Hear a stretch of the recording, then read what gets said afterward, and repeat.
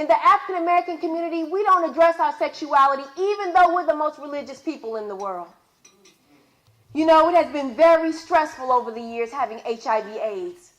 I had a husband who was African American who did not address his HIV status. He lied to family. I had to deal with a son who I didn't tell that he had it at first. I lied and said he had allergies because of my own shame.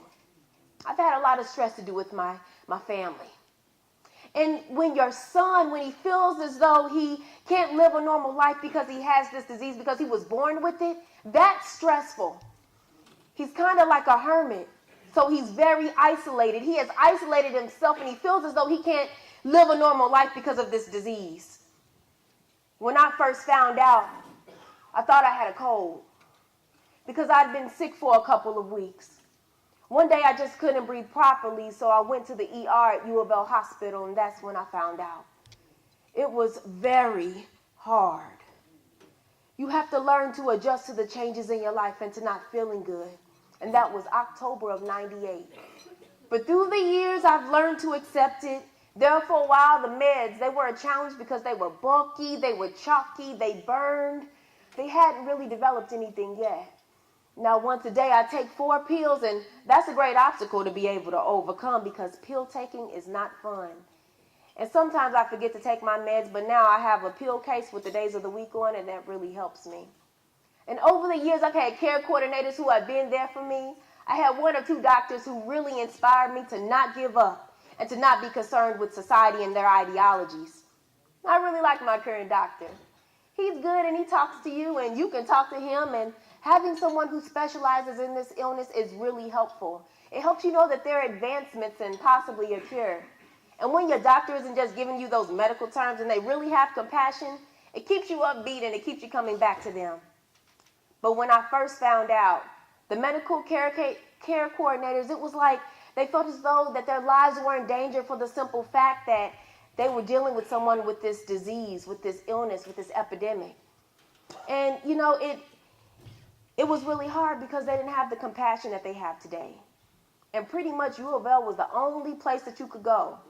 And when my doctor, he was actually a part of the research team and also a part of development. By the time that he left, there was a change, right? There was a change in the hospital and the ideologies of the disease and the knowledge of the illness. And that was by mid-2000s. And over the years, I've had people like at the House of Ruth who have been there for me. They've really supported me over the years. I lived on campus and they helped me out a whole lot. They help you out with vouchers and stuff of that nature.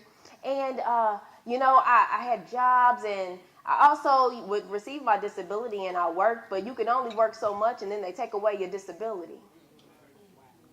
But whenever I've needed help, I can always go to one of those organizations and they're right there to help me in some way. It could be, it's not always monetary. It could be food pantry or bus tickets or something. But I know due to funding, things have changed, so I really try to be more independent.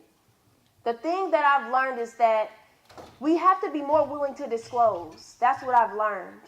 It's caused me, even though it's caused me to get fired from a job, to be incarcerated, when we disclose, it helps to get rid of the stigma. When we keep it a secret, it just adds to it.